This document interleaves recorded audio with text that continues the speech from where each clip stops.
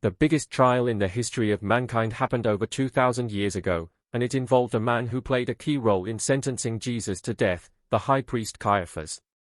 Now, something incredible has come to light. Archaeologists have found Caiaphas' burial box, and with it, an ancient manuscript that might just be his last testament. This discovery has everyone talking. Scholars and theologians are both excited and skeptical. Was this really the last testament of Caiaphas? If so, what secrets does it hold about Jesus Christ?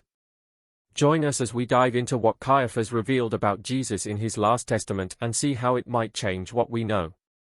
In December 1990, something incredible was unearthed near Jerusalem that shook up our understanding of history. Workers were bulldozing land in the Peace Forest, just a stone's throw from the ancient city, getting ready to build a water park. Instead of just dirt and rocks, they stumbled upon an ancient tomb. Excited by their new archaeological discovery, they quickly alerted the Israel Antiquities Authority and called them to come and check it out. Inside this tomb, seasoned archaeologists found several ossuaries, which are basically bone boxes where people stored the remains of the deceased. But two of these ossuaries had something special. They were inscribed with a name that grabbed everyone's attention: Caiaphas. If you've ever read the New Testament, that name might ring a bell. Caiaphas was the high priest during Jesus' trial and crucifixion, and here were these boxes, possibly holding the bones of that very man. One ossuary, in particular, had the inscription, Joseph bar Caiaphas. Now, bar, in Aramaic means, son of, but it can also mean, descendant of, or, from the family of. So, Joseph bar Caiaphas is essentially Joseph Caiaphas, the same guy we read about in the Bible. And the bones inside? Studies suggest they belong to a man around 50 years old who lived around 2,000 years ago. Could this be the same Caiaphas who played such a crucial role in the events leading up to Jesus' death? It sure seems possible. Now, here's where things get really interesting. In the Gospel of John, Caiaphas is mostly portrayed as a villain. He's also said to have made an unforgettable statement about Jesus' death at a meeting of the Sanhedrin, saying it would be for the good of the nation, a comment many people believe to be a prophecy. But was this really a prophecy, or a political statement? Before we go on to answer that, let's dig in to see what other interesting discoveries were made alongside Caiaphas' remains. News of a testament believed to have been written by the Jewish high priest before his passing and pronounced to be Caiaphas' last testament has also been made public. In his testament, Caiaphas reveals terrifying secrets he knew about Jesus and shares troubling insights into his thoughts about the Messiah and his actions during that period. To put it mildly, the tale of how Caiaphas' final testament was found is astounding. The written work was discovered in a room under an old synagogue in Jerusalem, a location linked to prominent priestly lineages from the time of the Second Temple. It was written on parchment scrolls using Aramaic, which was the common language of that era. Upon initially viewing the texts contained in the final testament of Caiaphas, academics and archaeologists were concerned it might be a fake, so they started making efforts to verify the authenticity of the discoveries. To confirm the bones, bone analysis was carried out and several historical accounts were referenced, including those of Jewish historian Flavius Josephus. Josephus' writings confirmed that the given name of Caiaphas was Joseph. As for the manuscript, its estimated period of origin is the early 1st century AD, according to the results of numerous linguistic examinations and extensive carbon dating procedures. After rigorous testing and analysis, experts finally confirmed its authenticity, and what it contains is nothing short of extraordinary. The high priest accounts of his meetings with Jesus, his struggles with the established order, and a vision that haunted him after Jesus' death. Through the contents of this testament, Caiaphas shows us a side of himself that has never been seen by history. We see a man torn between his ideals and his charisma, revealing a side of him that contrasts sharply with the rigid, unyielding figure we see in the Gospels. Caiaphas' testament offers a surprising glimpse into his interactions with Jesus.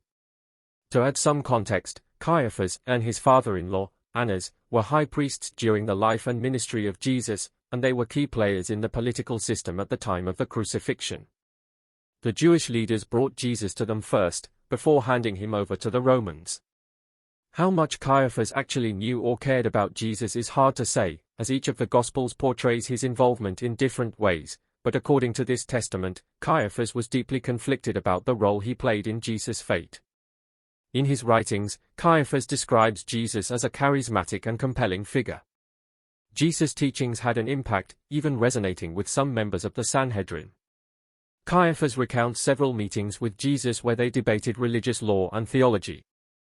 These discussions left a mark on him, and there are supportive theories that Caiaphas questioned the established order as opposed to the image of someone blindly enforcing the rules that many of us have. Perhaps the most startling revelation in Caiaphas' testament is his claim of having a vision after Jesus' death. In this vision, he saw the resurrected Jesus predict the destruction of the temple and the suffering that would soon come to Jerusalem. This vision haunted Caiaphas, leading him to believe that he had made a terrible mistake in condemning Jesus. The contents of this testament are likely to spark heated religious discussions. For one, the vision of Caiaphas offers more proof of Jesus' divinity and the resurrection to Christians. However, it contradicts the conventional Jewish understanding of the high priesthood and its significance in the Passion. Without any doubt, Caiaphas was a key figure in history, but discovering his tomb and these ossuaries adds a whole new layer to our understanding of who he was and what he might have been thinking. In biblical history and archaeology, these discoveries are monumental. It isn't just about the bones of a long-dead priest, rather it's about piecing together the puzzle of history and trying to understand the motivations and actions of a man who was at the heart of one of the most significant events in Christianity.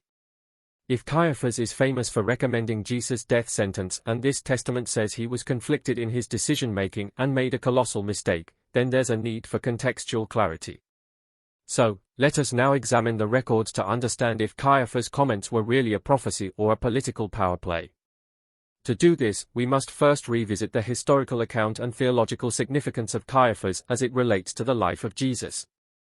According to the historical writings of Josephus, in the year 6 AD, the Roman legate of Syria, Quirinius, appointed a man named Ananus to the position of high priest in Jerusalem. This Ananus is likely the high priest Annas mentioned in the New Testament, who was a father-in-law to Caiaphas. Though it wasn't recorded in the Bible, in that period of history, high priests were installed and removed by Roman rulers. So, rather than waiting until the death of Annas to appoint a successor, the Roman governor Valerius Gratus deposed Annas in 15 AD and appointed Annas' son Eleazar, who, according to Josephus, had already served as high priest once before. Eventually, after deposing and appointing another high priest, Valerius Gratus appointed Joseph Caiaphas as high priest in 18 AD. While the Bible is full of details about the life and ministry of Jesus, little is known concerning the life of Caiaphas, and aside from noting his arrival and departure, Josephus' account is silent about Caiaphas, leaving us with biblical accounts on the life of the Jewish high priest.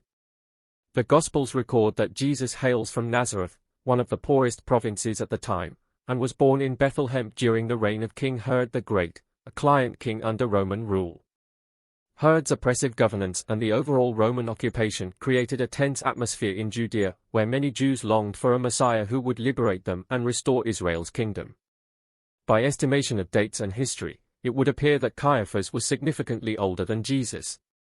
Following his appointment in 18 AD, several years after the recorded birth of Jesus, Caiaphas was already the established high priest when Jesus began his public ministry, around 14 BC to 46 AD, but their paths would cross as their fates were seemingly intertwined. Therefore, understanding every bit of the historical detail while taking into context the political and societal settings of that era would help us really understand what incredibly difficult political and social pressures both men had to navigate and the significance of this recent discovery. Around the age of 30, when Jesus began his public ministry in Judea, the region was governed by the Roman prefect Pontius Pilate, while Galilee was under Herod Antipas, another client king. Judea during the time of Jesus was a place of tension, complexity, and expectation. Situated under the control of the Roman Empire and with Jerusalem as its economic capital, the Jewish people had a mixed relationship with their Roman rulers, constantly living in the fear of chaos. Despite their subjection to Roman control, they fiercely held onto their religious beliefs and traditions. Life in Judea was tough for most people as the people battled sickness and poverty. The Jewish society was also divided over how to deal with Roman rule. Some Jews accepted it, hoping to maintain peace and avoid further bloodshed. Others, like the Zealots, were determined to resist, even if it meant violence and rebellion. This led to frequent unrest and revolts, making the region a hotbed of tension. Understanding the people and politics in Jesus' time is relevant to drawing connections between himself and Caiaphas. It would also help us know why Caiaphas had to recommend Jesus' execution and ultimately the present-day relevance of the high priest's last testament. Let's dive into the different groups that were part of Jewish society during Jesus' time because they played a huge role in shaping the environment around him. First up, we have the Pharisees. They were known for their strict adherence to the Torah, which is basically the Jewish law, and they also had a bunch of oral traditions that they followed. The Pharisees believed in the resurrection of the dead and in the existence of angels. They were the religious conservatives of their time, really serious about sticking to the rules and keeping Jewish traditions alive. A lot of people respected them for their devotion, but they also clashed with Jesus on several occasions because he challenged some of their interpretations of the law. Then there were the Sadducees. These guys were different from the Pharisees in a lot of ways. For one, they didn't believe in the resurrection of the dead, which was a big deal because it set them apart from other Jewish groups. The Sadducees were mostly from wealthy, priestly, and aristocratic families, so they had a lot of influence, especially when it came to the temple in Jerusalem. They were conservative, but not in the same way as the Pharisees. They didn't really buy into the oral traditions or the supernatural stuff like angels and demons. They were more focused on maintaining their power and keeping things stable, which made them more willing to work with the Romans. Speaking of working with the Romans, this brings us to Herod. Herod was the king of Judea, but he was appointed by the Romans, so his rule wasn't exactly by popular demand. He was a pretty brutal leader, known for being paranoid and even having some of his own family members killed. As mean as he was, he's famous for his building projects, including the expansion of the Second Temple in Jerusalem. This temple was the center of Jewish religious life, so even though Herod wasn't loved by everyone, his work on the temple was a big deal. Now, let's talk about the Essenes. This group was a bit different from the Pharisees and Sadducees because they were more like a monastic community. The Essenes lived in isolated places like Qumran, where they practiced strict purity laws. They were all about living a pure life, away from the corruption they saw in the rest of society. On the more radical end of the spectrum were the Zealots. These were the revolutionaries who weren't interested in talking or making deals with the Romans, they wanted to overthrow them, and they were willing to use violence to do it. The Zealots were all about Jewish independence and were completely against Roman rule. Their passion for their cause often led to uprisings, and they were a thorn in the side of both the Romans and the more moderate Jewish groups. Given the socio-political setting of Judea, the Jewish religious leaders, including the Sanhedrin Council, collaborated with the Romans to maintain their authority and suppress any potential threats to the status quo. This would mean that the position of a high priest is as deeply political as it is spiritual. As the high priest, Caiaphas was the presiding authority in the Sanhedrin, the Jewish ruling council, and was also likely a member of the Sadducees, a Jewish religious denomination.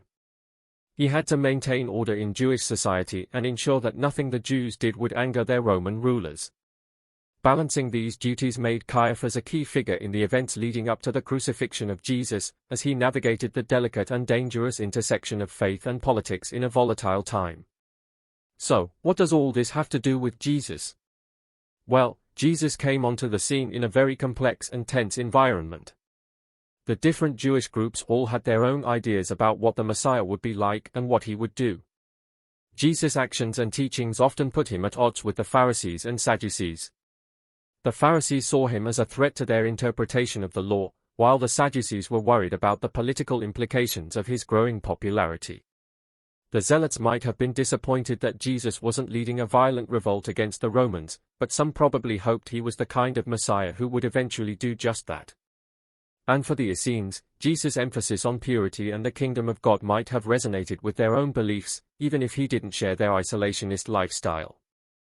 Jesus' teachings, which focused on the imminent kingdom of God, suggested a new social and political order centered on divine rule rather than the established earthly powers. He is often associated with the poor, the marginalized, and those considered unclean, defying the rigid social hierarchy of the time. His message and growing influence alarmed both Jewish and Roman authorities, who viewed him as a political threat and they sought to neutralize him. Their plots would then get into gear at the time of Lazarus' death. Lazarus and his sisters lived in Bethany, a place close to Jerusalem, and when Lazarus fell seriously ill, word was sent to Jesus, who at the time was in Galilee. By the time he arrived, Lazarus had been dead for 4 days.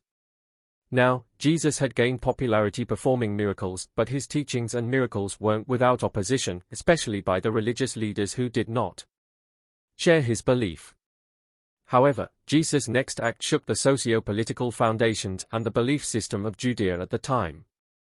According to the Gospels, Jesus raised Lazarus from the dead, and no one could deny that raising Lazarus from the dead, and when Jesus did just that, it left no room for doubt among those who witnessed it.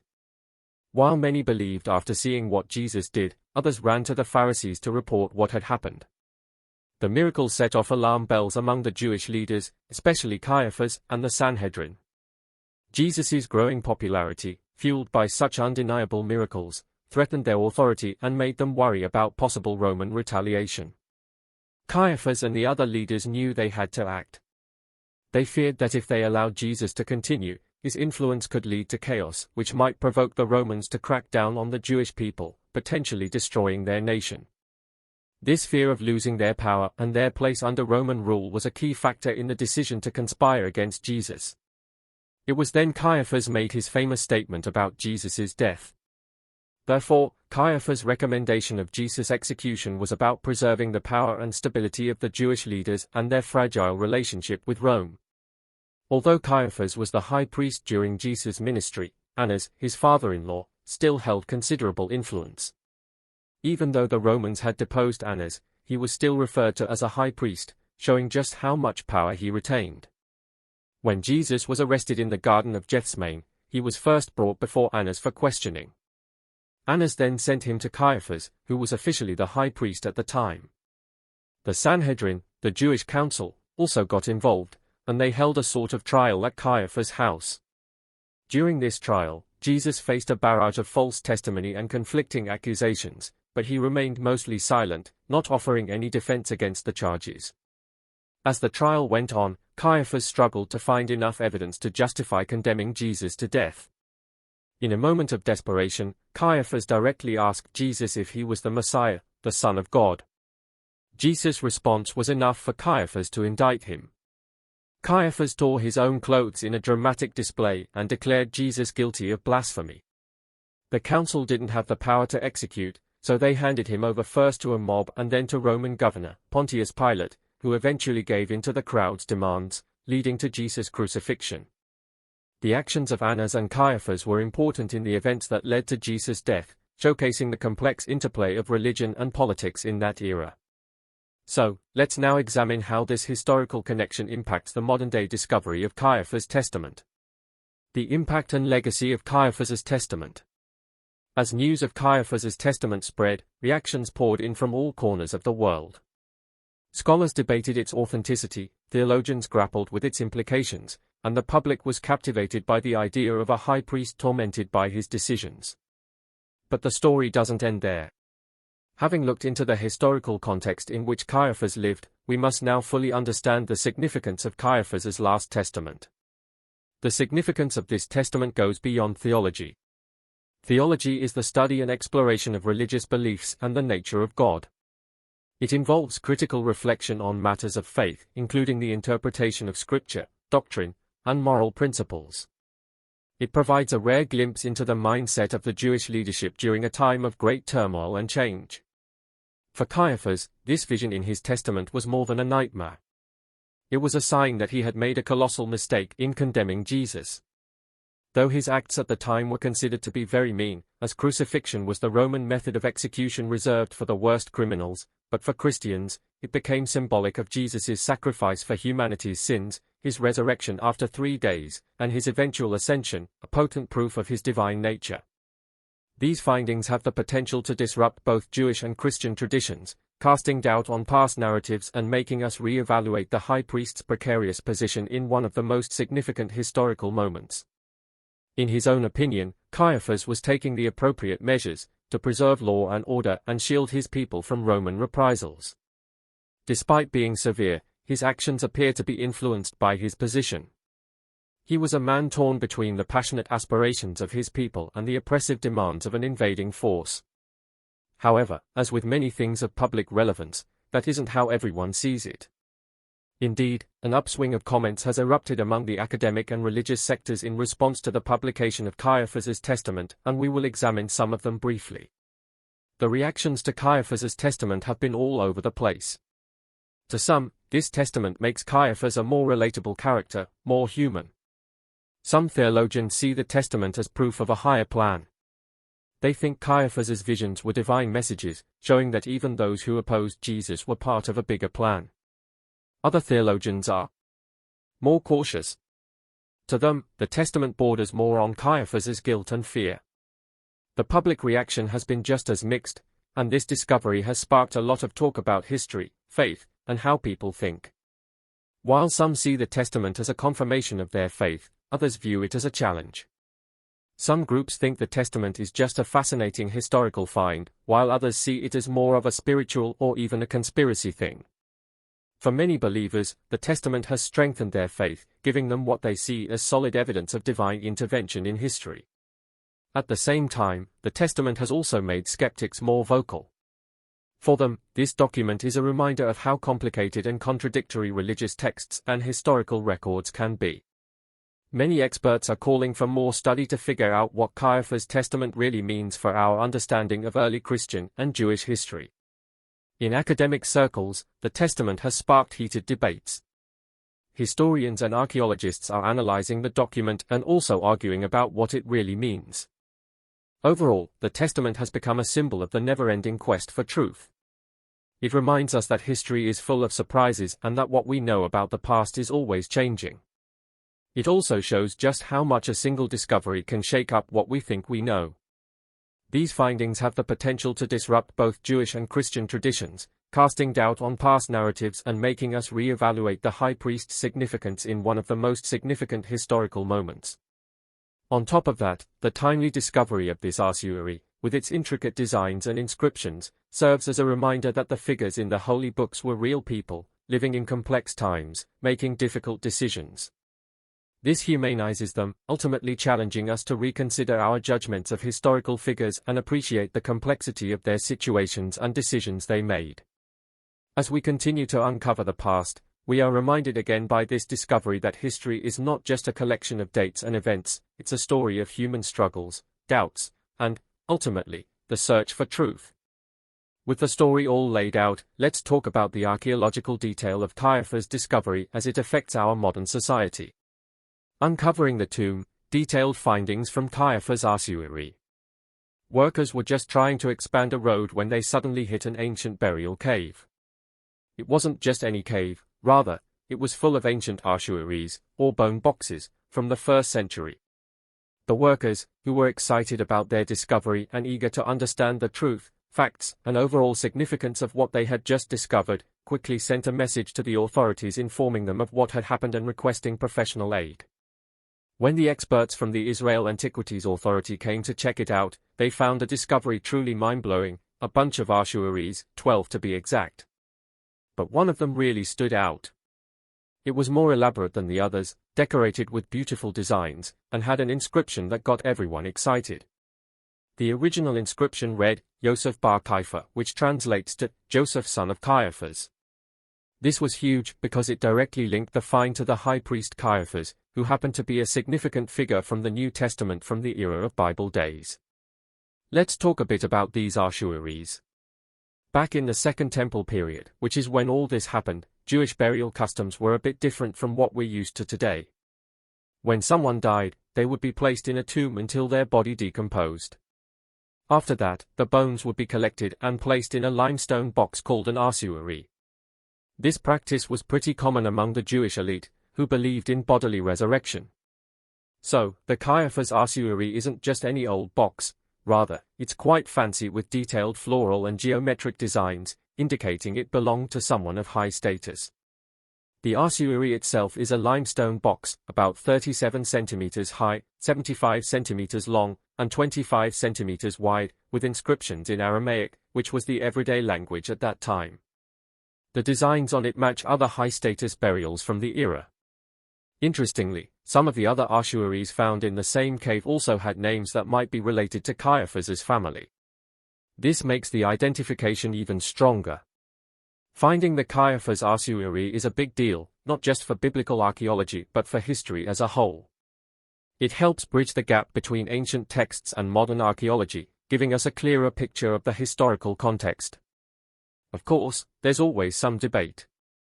Some scholars argue that the name Caiaphas might have been more common than we think, so this ossuary might not necessarily belong to the famous high priest. Others also point out that there aren't any additional inscriptions directly linking this ossuary to the high priest's office. But even with those doubts, the combination of the name, the elaborate design, and the context in which it was found makes a pretty strong case. The Caiaphas ossuary is part of a larger collection of finds from the Second Temple period. This includes things like the Dead Sea Scrolls and artifacts from the Temple Mount. All these discoveries together give us a richer understanding of Jewish life, religious practices, and the political scene under Roman rule. After its discovery, the ossuary was carefully documented and preserved by the Israel Antiquities Authority. It has been displayed in various museums, including the Israel Museum in Jerusalem. This discovery continues to shed light on a crucial period in Jewish and Christian history, showing just how interconnected our past and present are. It is a reminder that history is always full of surprises, and sometimes, those surprises can change the way we see the world. What do you think of Caiaphas' decision to sentence Jesus to death? Let us know in the comments. Remember to like, share, and subscribe for more. Also, click the following video shown on your screen. You will enjoy it.